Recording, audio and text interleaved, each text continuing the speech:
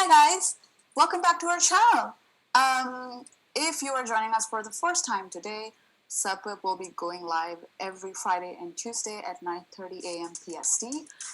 During these difficult times, we are trying to make sure we're here for you and are constantly trying new ways to support your needs.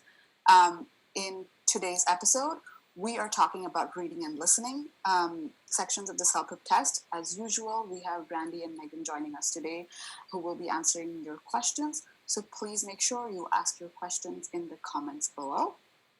In the previous episode, we spoke about test anxiety, and Dr. Mike Atkinson was very kind to join us. He also provided us some very good suggestions on how to prevent or minimize test anxiety effects during your test. I highly recommend you watch that video as well. I have linked it down below for you. I would also like to remind you that we will not be going live this Friday, April 10th, because it's Good Friday. But we have some very good news for you, and we will be talking about that a little bit more on Friday. But I just wanted to give you a small introduction here.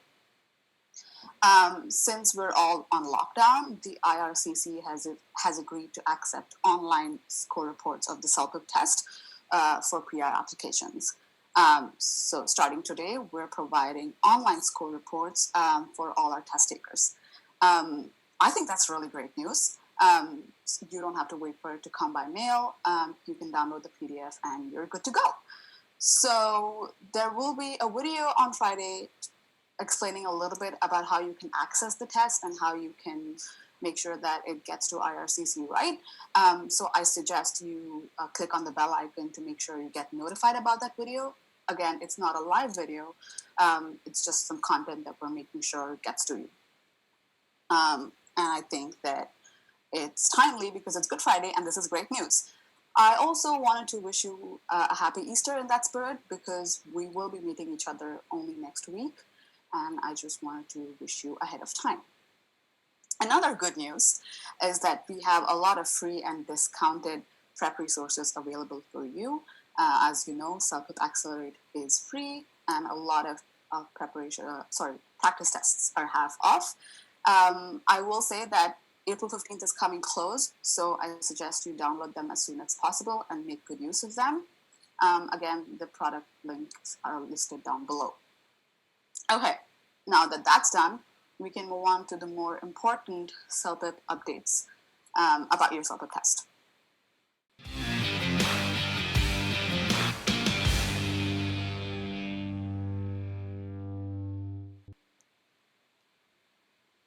Okay, guys, many of you are asking if you're still going ahead with testing after April 16th, and the answer is yes. If you're writing your test in BC, your test will go as planned after April 16th. If your test is in Manitoba, Ontario, or Alberta, we're trying to make sure that we get a confirmation, but we haven't received a confirmation yet. But and you know that in the current situation, we're getting updates by the hour. So really, we're trying to let you know as soon as we know. So what we know for now is that if your tests are in BC, your test will go as planned. If you are not testing in BC, and if you are testing in a province that I haven't mentioned, or even if you're testing internationally, I suggest you go to the COVID-19 page on our website, www.celpip.ca, to find out about your test centers.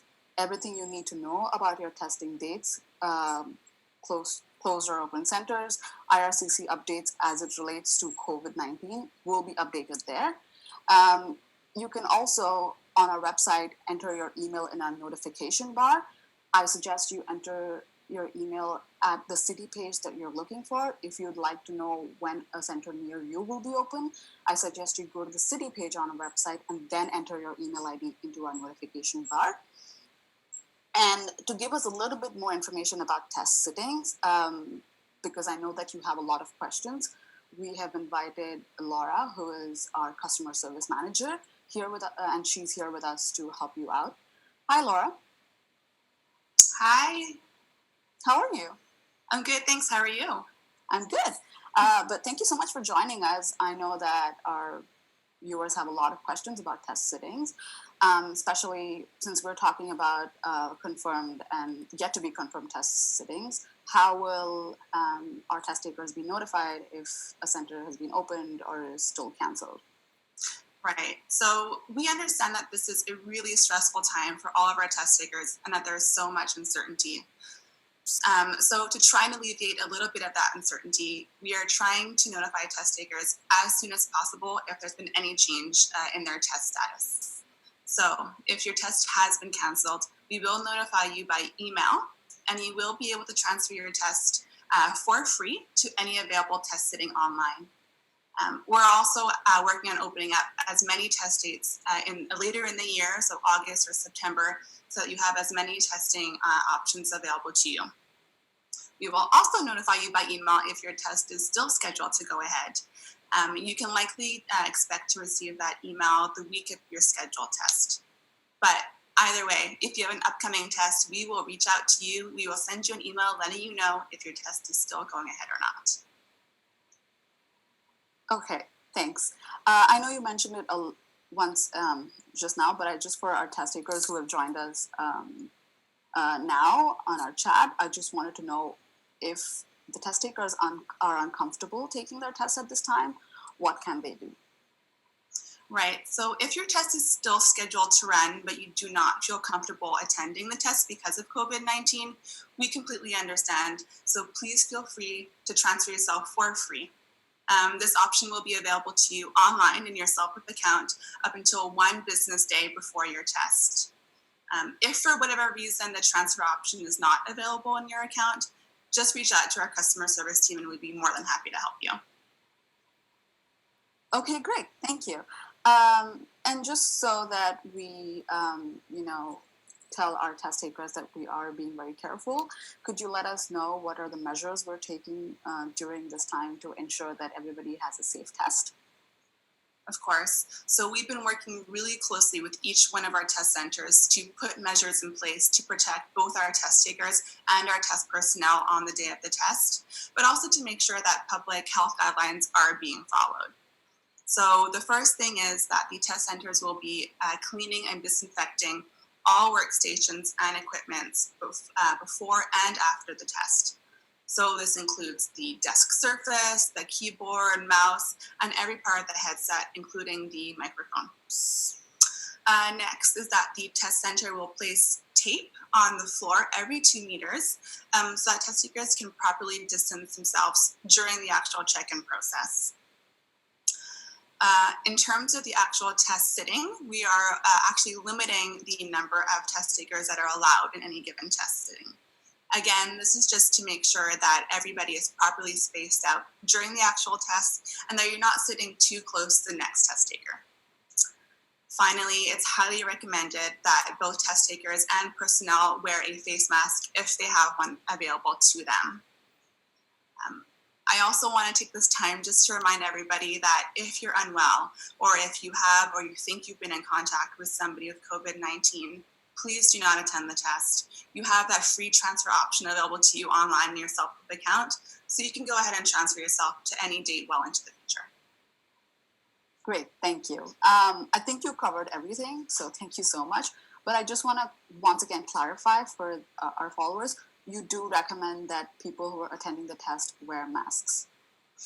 Yes, we do. We highly recommend that if you have a mask that you do wear it. The type of mask doesn't actually matter. So it can either be a medical grade face mask or a cloth face covering. But we do just want everyone to know that if you do decide to wear one, you will be asked to briefly remove it during the check-in process, just for the photo and for the identity verification.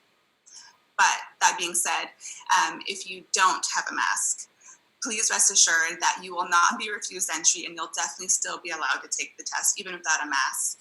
We are just recommending it to further try and protect everybody during the test.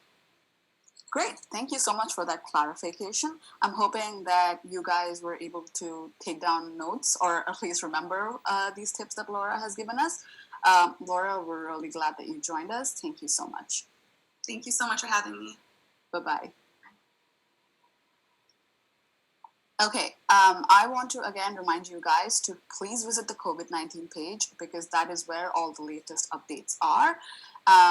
You can also comment your questions below, but the COVID-19 page on our website is the best place and the best source for information regarding any updates we have about the CELPIP test as it relates to the COVID-19 lockdown.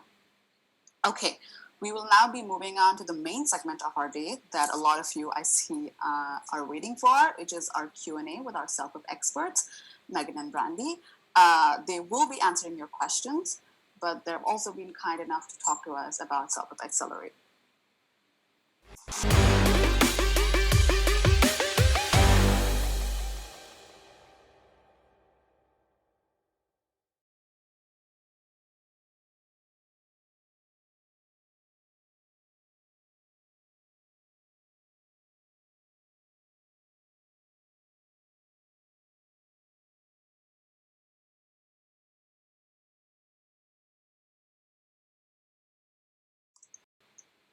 Aswari.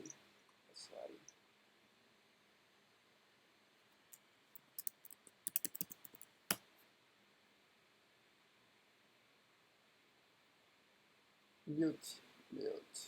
Sorry, I was mute. Some technical difficulties. I apologize. I just wanted to mention again that Meaghan and Brandy are here to join. Sorry, Meaghan is here to join us.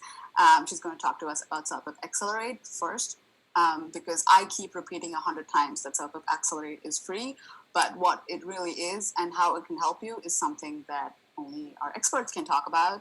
So once again, I introduce Meaghan. Okay. Hello again. I'm going to just introduce CELPIP Accelerate. I know that you've been hearing about it here, and also some of you, I have recognized your names from our webinars, and we talk about it there too. So wanted to give you sort of an overview of what all you can expect to find in CELPIP Accelerate. And we really recommend that you go and download it because it's free until April 15th. And so it's an excellent program. It's an online program, and it is mostly video-based. So you're going to find many videos, over 50 videos. And in addition to that, you're going to find a full practice test. So let's just get into the different things that you're going to see in Accelerate. So Accelerate is divided into two parts. And I saw a question on the chat a little bit earlier about what's the difference between the CELPIP General Test and the CELPIP General LS. And so I'll answer that now because it relates to why there's two parts of Accelerate. So there's two tests. There's two CELPIP tests. There's the CELPIP General, which covers all 4 skills: reading, writing, listening, speaking. And then there's the CELPIP General LS, which covers only listening and speaking. And if you are looking for Canadian citizenship, you only need to take the LS. You don't need to do all 4 skills. If you're looking for permanent residency or designation to a professional organization, you need to take the full 4-skill CELPIP General test. So because different people need to take different tests, we divide many of our products up into a reading and writing and a listening and speaking, because some people only need the listening speaking.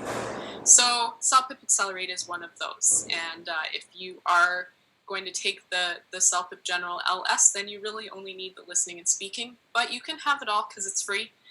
So you might as well get it all. So I'll start with the LS part, and that part goes through a full test, a full range of listening questions, and also 8 speaking questions. It starts with each skill, starts with an overview and gives you some strategies for tackling that part of the test. It gives you lots and lots of videos and quizzes on things that are relevant to those parts of the test. So for listening, there are videos and quizzes on different ways to take notes for different parts of the listening test, and that's a really important part of listening. So you can learn those strategies through Accelerate. And it also gives you PDFs so that you have sort of a template, and you can actually use those and print them and practice taking notes in those different ways. It gives you all of the audio transcripts from every part of the listening test that is on CELPIP Accelerate. So you're able to read through those. You can look back. You can listen along with the transcript, and some people find those really helpful. There's also a section on identifying paraphrases and summaries, which is really important for the CELPIP listening test. A lot of the questions are going to have paraphrased words and phrases of things that you hear in the listening. And the same happens for reading. And so paraphrase skills are very important for the listening and also the reading parts of the test. So that's the listening section. Speaking, again, starts with an overview of the speaking test. And there is a very thorough series of videos and quizzes on what raters are looking for. And we call those the performance standards. So you will be able to understand in great detail what is important about your speaking responses. There are also videos on how to organize your response, staying on topic, following the instructions, and there's lots and lots of response analysis. So you'll hear actual speaking responses from test takers and get some analysis on what score they got and why. So that's Accelerate LS. The CELPIP RW, reading and writing, is very similar and in terms of its structure. So again, for each section, you have an overview of the section, what you're going to see on each part of the test, the reading and the writing. In the case of the reading, it again goes through a full practice test, and so you get to answer all of those questions, just like you would on the real test. And it has lots of tips and strategies there as well. The writing part has writing questions, but also lots of extra PDFs. Again, it goes through in very much detail about how the writing test is scored and the important elements of your response, the performance standards for writing. So that is covered very thoroughly, again, with lots of response analysis. So you can see real responses at a variety of levels and see what they did well and what they could have improved. So that is CELPIP Accelerate. It's video-based. It covers a complete practice test, and right now it is absolutely free. So I definitely highly recommend that you go and grab it in the next few days while it's still free. And I hope that CJ maybe will be able to post a link to our online store so that test takers can head straight there, either now or after the show today. Great, thank you, Meaghan. As Meaghan said, yes, we have a link in the description below. Please check it out whenever you have the time. And she just repeated it, but I do want to mention that this is available only until April 15th. So please make sure you make good use of it. Now, many of you are asking questions about the reading and the listening test, so I'm not going to take much time. I'm going to give the floor back to Meaghan, but I do want to address one thing that one of our test takers here has asked us. Hi, Vandana. I just want to tell you that the difference between the CELPIP General and the CELPIP LS is that the CELPIP General test is for immigration and other requirements, whereas the CELPIP LS is for citizenship. I hope that, and as well as the explanation that Meaghan has given, has answered your question about that. We are going into reading and listening, and we will be addressing the rest of your questions then. So Meaghan, I don't want to delay this, but the floor is yours. Okay. Did you want to ask me a question? Or yes, I did. So this question is actually one that was asked last week when we had the video about test anxiety. It was from somebody who was, I think, Manasa. Yes, Manasa asked us about how if there are any strategies with which she can manage her time during the reading sections of the test. Yeah, for sure. So managing your time is a really important part of especially the reading and listening parts of the test. And the reading, I would say in particular, because it kind of doesn't manage its time for you. So you have to decide how best to use a larger chunk of time. And so I would say the first thing to do is definitely to become aware of what each reading part is going to test. There's 4 different reading parts, and each one is a little bit different. take a practice test. We have 2 free ones available online, and then there's another one included in Accelerate. So you can go through those questions and get familiar with the different kinds of reading tasks. From that point, I would say a really good strategy for managing your time, one thing that some people like to do is they first like to really quickly look over that reading passage. Just take maybe 30 seconds or 1 minute to read through the whole thing. Not read every word carefully, just get a sense of what it's about, what kind of material it is, and what kind of things they're going to be looking for in terms of their responses. Once you've done that quick look through the whole section, some people like to take some time to actually read the questions, and you'll see all the questions on the same screen as the reading itself, so you can look through all of those questions and start to identify keywords. What are some words from the question that you might expect to see in that reading passage?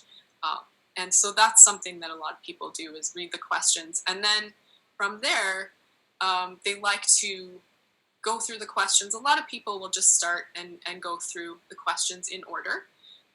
Typically, the order of the questions is very similar to the order that you can find the answers in the reading. One exception is reading part 3, where you have to identify which paragraph mentions each particular point. So that strategy won't work for reading part 3, but it will work for the others. So question 1, you probably don't need to look at the very end of the reading to find the answer, right? You probably want to just concentrate your energy on the first part of it and so forth. Some skills that are definitely worth practicing and becoming aware of are being able to identify specific information, key facts, names, dates, places, things that are one specific idea.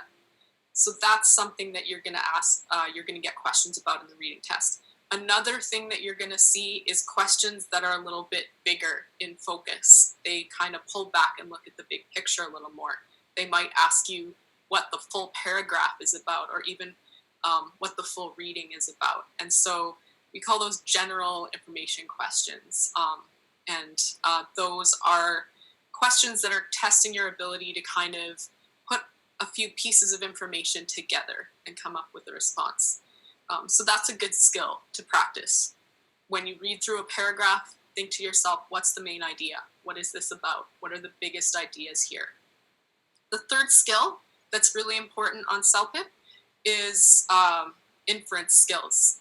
There will be questions on the reading test where the answer will not be exactly provided in the reading, but there will be very strong hints, very strong suggestions as to what the correct answer might be. And an inference is a smart guess, where you look at what is there and you come up with a conclusion about something that maybe isn't.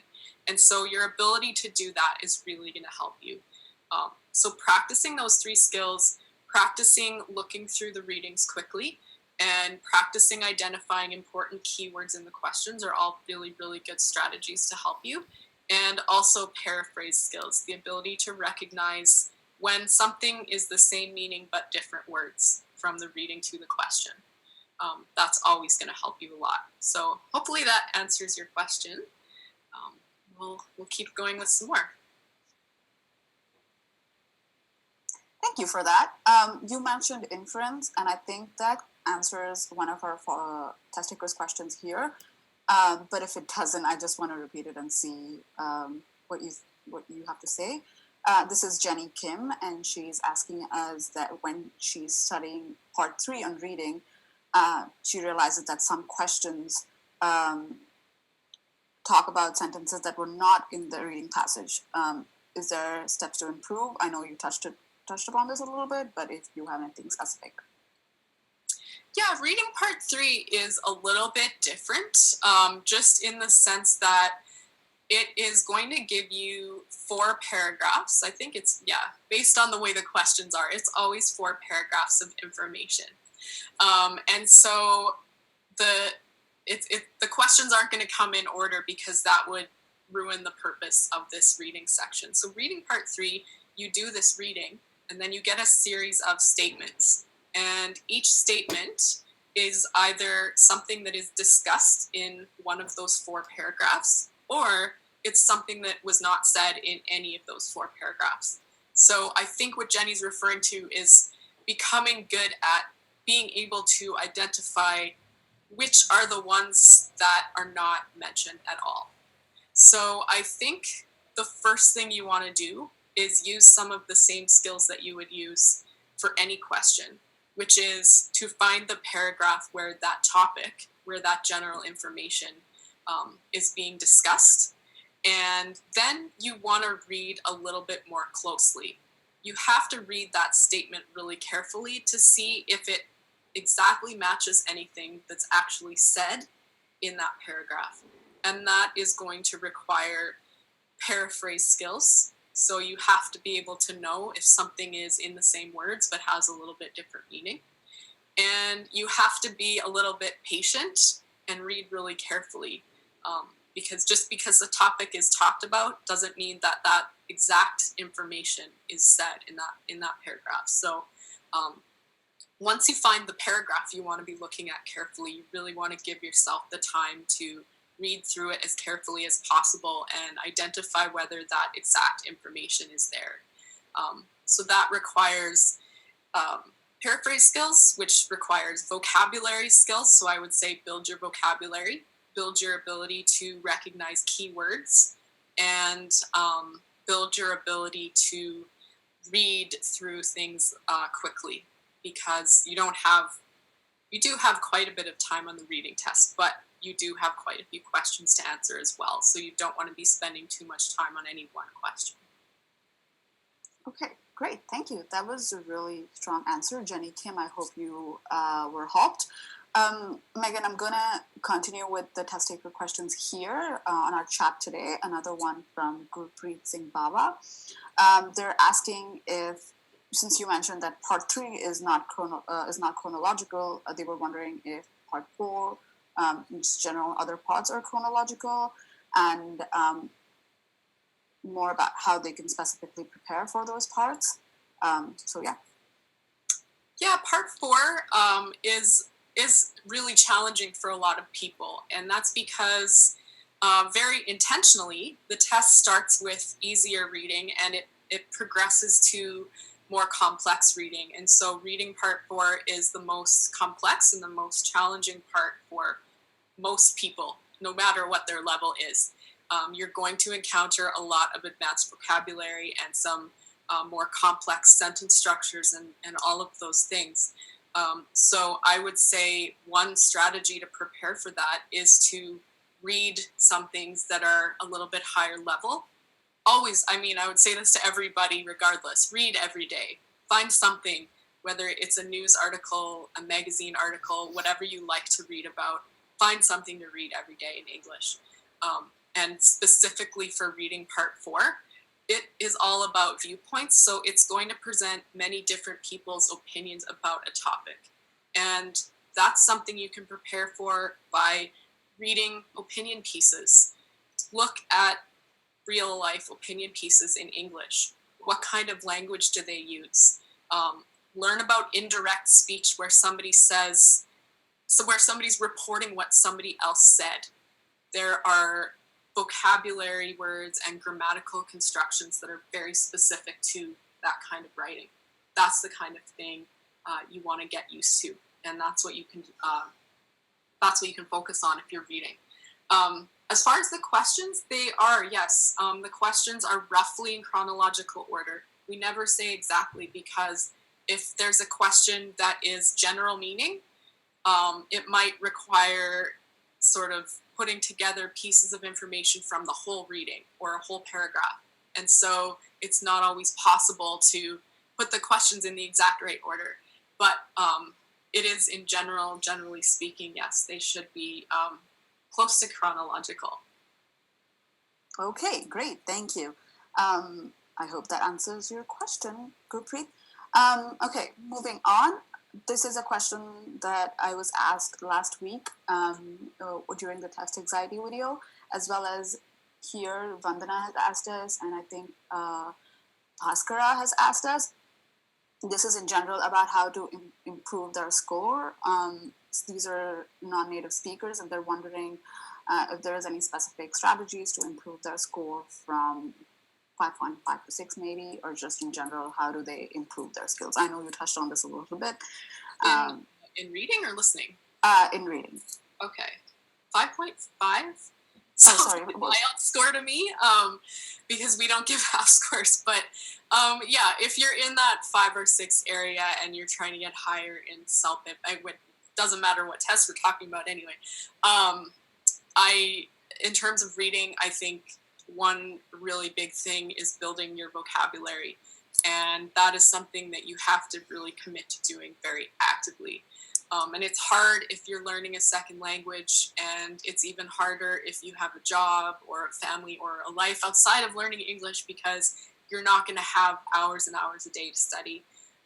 But try to read something in English every day. I would say read at your level or just a little bit above. Don't try taking out a 500-page novel in English and trying to read it, because you'll probably just end up frustrated.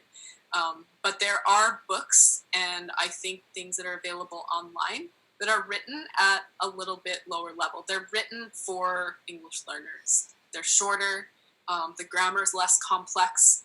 There is some new vocabulary, but it is controlled, and usually there's a dictionary in the back. They're called graded readers, is what I have referred to them as, and not what I know them to be called. But these are books that are sort of introducing you to reading English, and they're certainly not all for beginners. They go in steps, and some are higher than others. But I think it's important to read every day, and it's important to read something that you are really able to understand every day, and just keep pushing yourself higher. Keep a vocabulary journal. Write down new words that you've learned. Learn how to use them in different ways. You can do Google searches on words and phrases and get so many ideas and collocations, how the word is used naturally in English. And try to read real stuff. And there's a lot of stuff online, whether you like to read magazines or stories or whatever. Read in English every single day and pay a lot of attention to vocabulary. I think that's the best thing you can do to increase your score. Great, thank you. We have touched quite a bit on preparation, so I'm going to go into actual testing during the test today. Meaghan, I want to know how much time test takers have to read the text during the test for reading. For reading? Yeah, I'm just going to consult my cheat sheet here because I don't want to give anyone wrong information. Let's go back here. Yeah, so each part is close to 10 minutes. They're all slightly different timing. So reading part 1 is around 11 minutes. Reading part 2 is around 9. Part 3 is around 10. And then part 4 is around 13 minutes. That includes the time that you spend reading and answering the questions. On the CELPIP test, everything is going to be on the screen at the same time. So with reading, you're going to see all of the text on the left, and you're going to see all of the questions on the right. And so it's up to you to decide how best to use that time. But yes, you're going to have, in the case of all of these parts of the test, you can't divide up how many minutes per question because it really depends on the test taker.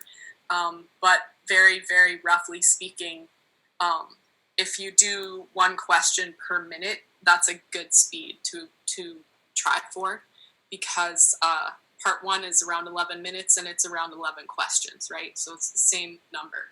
Part 2 is around 9 minutes and you get around 8 questions.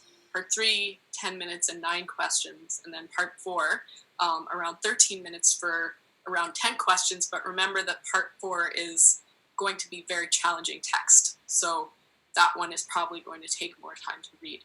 And you don't necessarily need to read the entire reading very, very carefully, start to finish. I think a lot of people concentrate more on using those skimming and scanning skills to identify important things in the question and then finding that thing in the text. So very roughly speaking, about a minute per question. But of course, it always depends on the test taker. Okay, Thank you so much. We are getting a couple of more questions about listening, but we will get to listening, guys. Just let me finish the reading section. Just a couple more questions, I promise. Okay. I feel like this is an obvious question, but I'm going to ask you. Will test takers lose marks for choosing the wrong answer? And if they do choose an answer, can they change it after they selected it? See, these are both good questions. These are the kind of things you should know going into the test because it will build your confidence. So first of all, absolutely not. You do not lose points on the reading test. You can only get points. You start at no points and you're trying for all of them. So you get a point every time you get a question right. You do not lose a point for getting a question wrong. So always make a guess. Don't leave any questions blank. You can usually use your inference skills and use your thinking skills to eliminate at least a couple of the answer choices to increase your chances of choosing the right one. So always answer every question. There is no disadvantage there. And as far as changing your answers, yes, you can change your answer as many times as you want until the time is up. So as long as you've still got time on the clock and you want to go back and make a change, totally fine. You can always change your answers on the test. After you finish the reading section and move on to a new section of the test, you can't go back. So you can never go back after you've left that section. You have to finalize your choices before you move to the next section. Okay, so I think that concludes our reading section. I do want to remind you guys to like this video if you find this helpful. We will be going a bit into listening. Also, please continue asking your questions. We're always looking to answer your questions. So yes, let's move on to listening. In general, I want to start with some ways we can prepare for the listening part of the test. One of our test takers today has asked us for movie recommendations to help with listening. So if you have any, we'll all be grateful to know. I really don't think there's any particular genre of movies that's more or less helpful. I think watching something in English is always a good thing to do, whether it's a movie, a TV show, even listening to a podcast, watching videos on YouTube. Honestly, whatever you choose to do is going to help you. I would choose things where turning on the captions is an option because sometimes it's really good to watch something with the captions on, especially if it's your first time. It will help you to understand, but it'll also help you to understand how words and phrases are pronounced in English because we do a lot of weird stuff when we talk, and so what it looks like on the page and what it sounds like often are very different. And it's great in terms of your pronunciation and your listening skills to be able to identify some of the short forms and some of the linking and those things that we do. So have the option to use the captions is really helpful. And then try it without and see how much you understand. If you have captions, you can even practice saying some of the lines if you want to work on pronunciation. So there's lots of things you can do to kind of interact with it a little bit more. But no, I don't think there's any particular genre. I'd say watch whatever is interesting to you because that's what's going to keep you watching. And any engagement that you have with English is going to help you for sure. So it doesn't need to be serious or educated or anything like that. You can watch comedies or action films and they're going to help you just as much. Thanks, that's good to know. I was wondering if I could practice Marlon Brando's Godfather monologue. It sounds like a good suggestion, so thank you. That would be great, and if you could perform that for one of our CELPIP lives, that would be amazing. Absolutely. No promises though. Okay, moving on. Next question. Would you recommend taking notes during the listening test? I would very strongly recommend taking notes. You will receive paper and a pen at the test center. If you run out, if you write big, whatever, put your hand up and ask for more. There is no limit to the amount of paper that you're going to receive. And you really want to make sure that you have the space to write organized notes. Write things in the order that you hear them, or write them into a chart or in some way that is going to help you when you look back at them, be able to identify who said what and what happened when, so that you're able to answer those questions. Absolutely, it's great to be able to take notes. You don't need to take a lot of notes. You can just write down a few words here and there. Any word you're hearing a lot is probably important. Things that seem important probably are. So if you're able to even write down a few letters of a word that you hear, you don't need to use full words or full sentences. I think some people even take notes in other languages if they want to. That's fine too.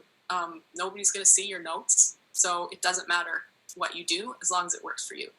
Yeah, even if you're a very, very strong listener, if you heard something a couple minutes ago, it's going to be hard to remember every single detail about it. So taking those notes is going to jog your memory, and it's really, really important.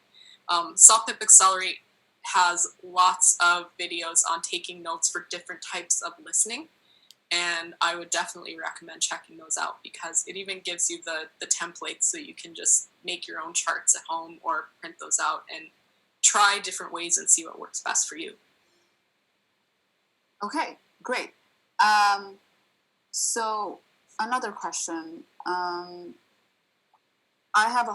I'm just going to repeat this verbatim.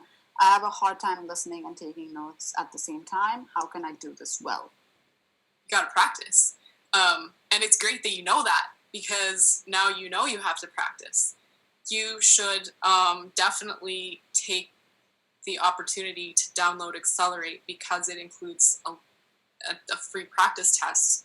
So you'll be able to listen to all of those passages and practice taking notes. You're also going to receive the transcript, so you'll be able to listen as many times as you want, go back, see how your notes match to what you heard. Do the other 2 free practice tests that we have. We have one available online to everybody, and we have another that will appear in your account automatically as soon as you create it. All of that is opportunities to experience the kinds of audio and questions you're going to encounter on the test. And the only way to get better at note-taking is to practice. And the more confident you are, and the more experienced you are, the better job you're going to do. It's a skill that has to be learned and built. And yeah, the fact that you're aware that you need it is a really good start. Go and do some practice tests. Practice taking notes. Anytime you hear anything that has captions, try taking notes. Try all different ways and see what works best for you, so that by the time you get to the test, you know exactly what you want to do. Okay, great. We're going back to note-taking for a little bit, because one of our test takers has asked a question, and I already know the answer to this, but Meaghan, I'm going to get you to answer it.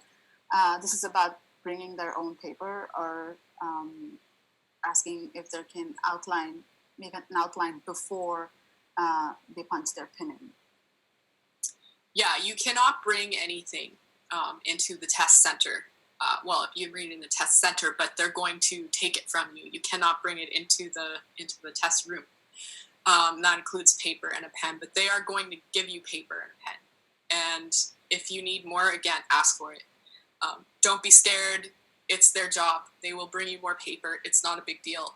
And one thing about taking notes that's really important is that they are organized in the way that works for you. And so if you're trying to squeeze them into like 1 inch of space on your paper, that's not ideal. So if you need more, just ask for it. And the paper, just to let everyone know, they're going to throw it away at the test center. The people who mark, well, the computer marks your test anyway, but nobody is ever going to see the notes that you took. So nobody at the company is ever going to know anything about the notes that you took. So you can write them however you like, and it's not going to affect your score at all, except that it'll probably help you answer more questions correctly. But yeah, don't bring paper, because it's going to be given to you. And you won't be able to make any notes in advance, no. All of the note-taking that you do will have to happen during the test.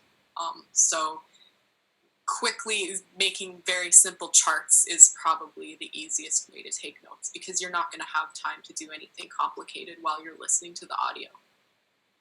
Oh, okay. Now that we're talking about the audio, and I think you answered this before. I'm sorry if I missed it. Can we replay the audio more than once if we missed out something while it was playing the first time? That would be nice, but no. The audio is going to play once. It's going to start automatically, and that's your one chance to hear it. And so that's why, those note-taking skills are really, really going to help you when it comes time to answer the questions after the audio is finished. Great. Continuing a little bit more into the audio part, how many speakers will I hear? That depends on the question. So the first few listening parts are going to have conversations. There goes my cat. They're going to have conversations between two people. So you'll be listening to discussions. Listening part 5 is a video. So you'll get to watch as well as listen. And there will be 3 speakers there. So that's the one where you're going to have more than 2 speakers. And parts 4 and 6 are single speaker. So it will be one person delivering a news story or one person discussing various opinions on an issue. So you should get yourself comfortable with listening to those types of audio. You can listen to the radio, you can listen to interviews, you can watch videos. There's lots of things you can do to prepare for each of those types. Thanks. So now that we're still talking about multiple speakers and audio, and this is a question that I get asked a lot on Instagram as well, are there different accents in our speaking test? There are not. So when you, or on the listening test? Sorry, my bad, listening test. There are lots of different accents in the speaking test, which is fine. On the listening test, no.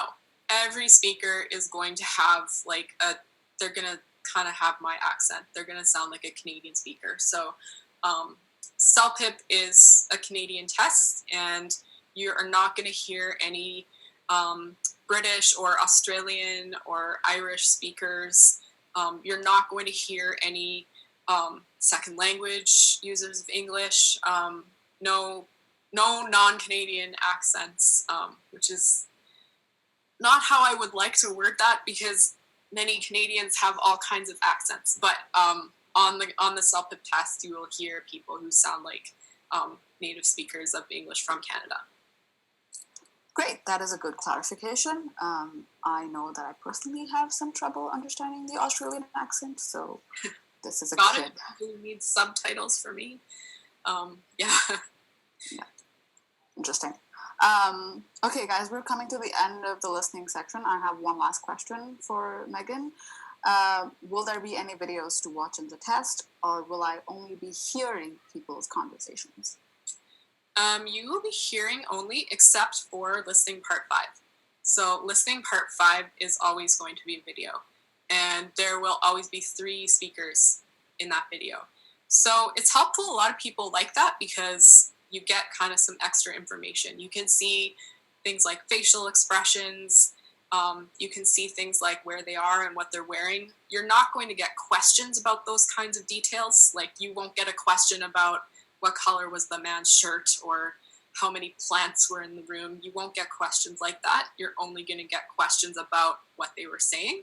But being able to see their bodies and their faces and where they are can really give you a lot of hints and clues about how they feel about things and what kind of situation it is, whether it's professional or formal, and maybe what their relationship to each other is as well. So listening part 5 is always a video, always 3 speakers, and you can definitely use all that extra information that you can see in order to help you with your answers. Okay, great. So thank you so much, Meaghan. I know we talked about listening and reading today, but I do have one odd question about the speaking test. So if you're okay with that, I'm just going to ask you. This is someone who from our chat who is asking how they can improve their speaking speed when they're in the test. They're too slow and they always get cut before they intend to actually finish their piece. Okay. Well, first thing I would say, everybody gets cut off by the clock. It's very difficult to time a speaking response perfectly, and the test isn't, speak for precisely 60 seconds to get a level 12. That's nothing to do with what goes into determining your level. So if you do get cut off, don't worry about it. It's not going to have a huge impact on your score if you were clearly at the end of your response and you answered the questions very well.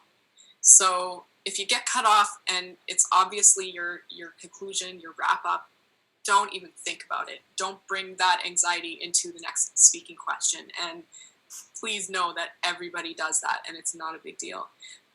If you are speaking slowly, and that's a fact, and this is something you have been told, I think the only thing you can really do there is practice. And I think that listening and maybe trying to repeat things that you hear in natural English speech, like in a radio broadcast or a movie, just pick a sentence that the person said and just try saying it until you feel more comfortable.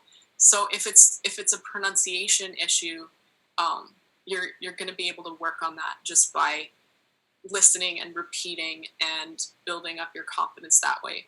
If it's more a matter of having a hard time coming up with ideas than actually producing the language, that's kind of a different problem. And that's something, again, that you can practice. Just use our practice tests as sort of a guide and practice answering those questions. Even though you've already seen them, practice answering them again. Do a response. Something you can do is to respond to a question on a practice test, record it, and then play it back, make a transcript. Look at what you're saying. Think about ways you could have improved that, and then try it again. And keep trying until you're able to express the ideas that you want to express in that amount of time. Of course, you can't do that on the test, but you're going to learn skills during that process that are going to help you improve and be able to come up with ideas faster and feel more confident about speaking in this kind of way. So, practice and repeat responses. Make yourself a transcript. Use our performance standards checklist so that you know what's important and go through that checklist and just see what you're doing well and what you want to keep working on, and then keep working on it and keep doing that until your test day. And it's going to get better because practice is always going to help with improving that kind of thing.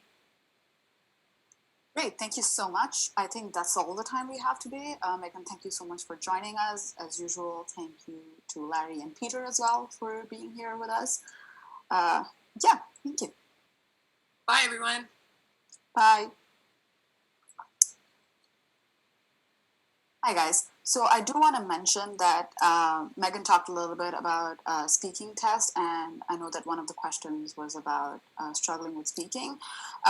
Last video we did on Friday was about test anxiety, and we touched a little bit about speaking test and the test anxiety, so I recommend you watch that as well. It's towards the end of the video.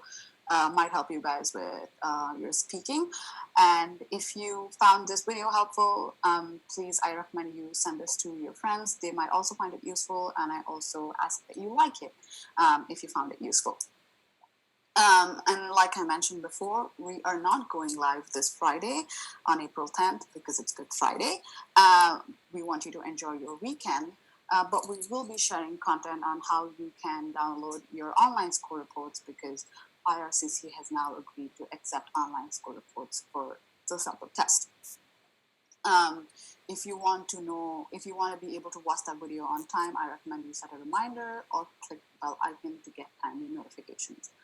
Also, don't forget to subscribe to the CELPIP test channel. We will be back live next Tuesday, which is April 14th, for our usual Q&A session with Brandy and Meaghan. Make sure you have your questions ready for them then.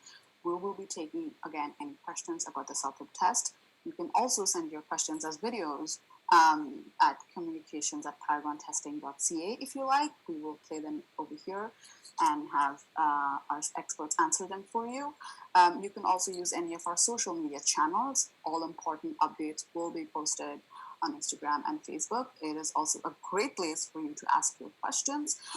If you can't make it to our live sessions on time, you can see the handles mentioned on the screen at the moment, so please consider following us there as well. Okay, since we're nearing the end of our video, I thank you for being here and ask that you subscribe to our channel, click on the bell notification to get regular reminders, and please give it a thumbs up if you liked it.